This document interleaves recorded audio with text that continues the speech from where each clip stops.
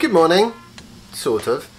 Today is one of those, how do I put it, catching up days. Catching up on sleep, catching up on admin, catching up generally.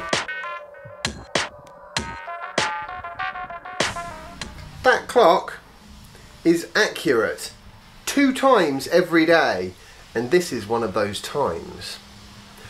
Anyway, what I'm hoping we're going to talk about today is EV range and why I think that 150 miles of any weather, any speed range is kind of basically the minimum that a normal person requires for a full all-purpose vehicle. Obviously you can get by with less. I did. For 2.5 years I had a car that would only do 80 miles. At the same time, it wasn't the normal driving experience when I had so little range. You know, to go anywhere seemed to require working out where I was going to stop and charge, either on the way there or back.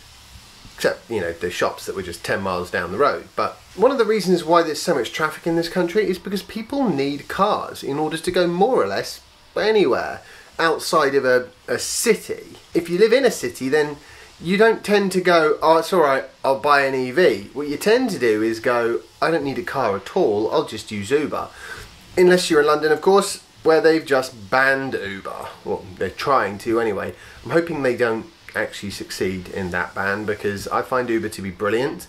And the thing that's brilliant about it is not necessarily the drivers or the cars, it's the app. I think over time, a really good compromise for Uber is going to be them allowing other vehicles to sign up. Like, you know, take black cabs for example. I would have no problem with opening the Uber app and having a black cab be one of the options I could select. That sounds good to me, in fact. And it would basically fix all the problems of black cabs as far as I can tell. And before anyone says, oh, install another app, I don't want to install another app. You know, I mean, this is a ridiculous thing. If these car companies had their own way, you'd have one for Addison Lee, one for Uber, one for, you know, various black cab companies and mini cab companies. You have like 10 of these things. And then you've got to pick which one. It just doesn't, it's not good. No, I'm just going to stick with Uber. So that's cities dealt with. What about people that, you know, want a car to go places, you know, outside of the city limits? I literally never have enough hands, and it is now supper time. It's quite nice to do a slightly slower vlog post and stay home for a change. We've got somewhere to put our shoes now, but I need to find something to do with all these skateboards. That's going to be what I'm hopefully doing in a bit, because I need to sort out that garage, like, desperately. Supper's now over. Jasper's off to bed, and I am coming into the garage to sort out the mountain of empty cardboard boxes we have in here, so that I've actually got somewhere to put my multitude of skateboards and also bicycles that Jasper has and all the other stuff that's currently just cluttering up the kitchen. However, I'm going to just take a small moment out because I have just watched something that is, quite frankly, fantastic. It's on the Motor Trend YouTube channel. I'll link to the video in the description.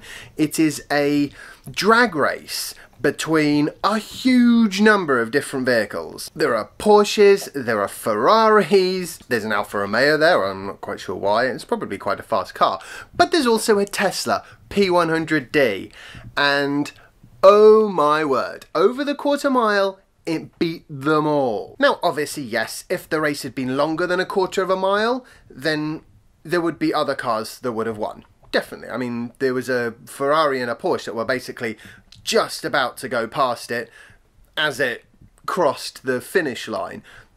But don't forget, those other cars, the vast majority of them had 2 seats, virtually no luggage space, and were completely impractical as any kind of a daily driver. The Tesla, however, you can quite happily camp in the back of. You can cart bikes around in it or on it, you can go and do your weekly shop at the local supermarket, and you can demolish a large selection of the world's fastest cars in a drag race. It highlights so perfectly why electric drive is definitely going to wind up being the future, because it's just better. Which leads me on to the whole range thing, because that is always the downside with electric vehicles. But before I get to that, I'm going to go get myself a knife to start chopping cardboard boxes up.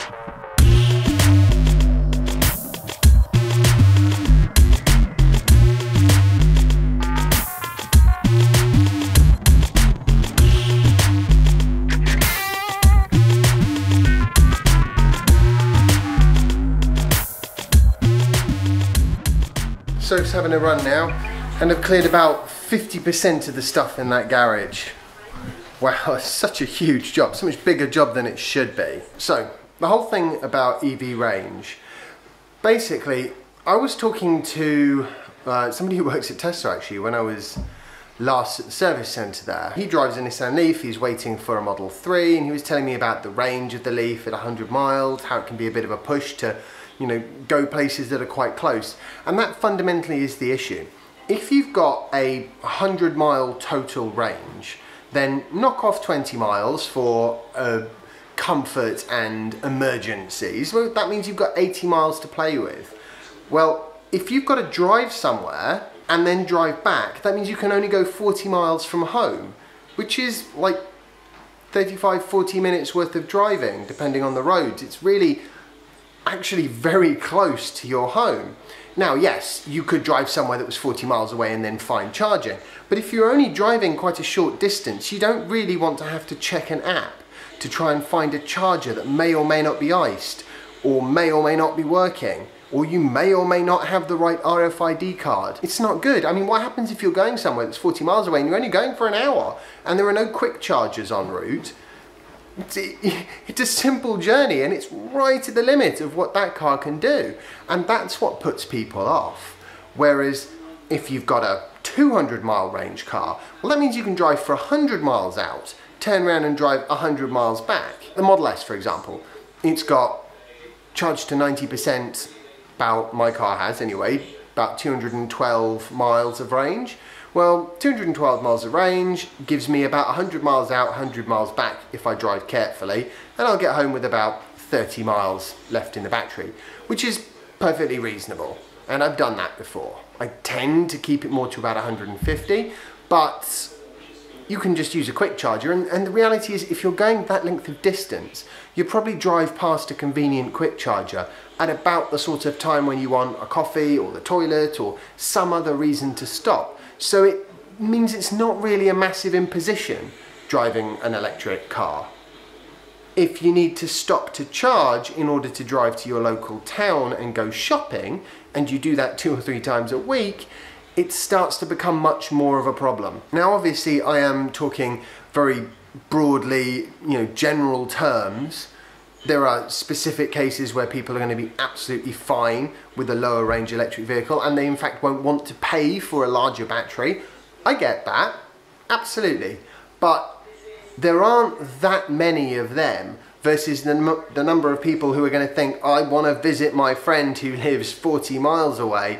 I don't want to have to turn up going, can I plug in? And then stay there for 5 or 6 hours because a wall socket is pretty slow. It's never going to take off.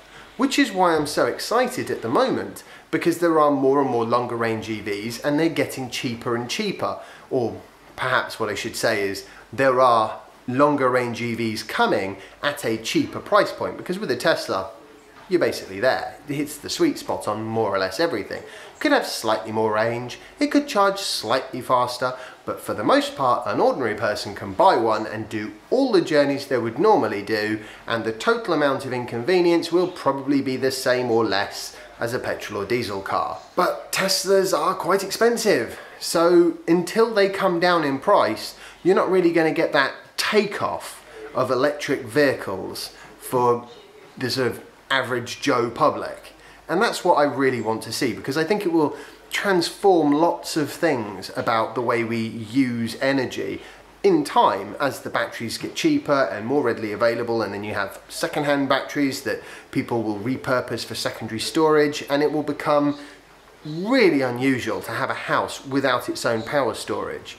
And if you tie all those together with a bit of sensible electronics, you wind up with a really clever, adaptive power network. I'm going to call today's kind of shorter, simpler vlog post to an end.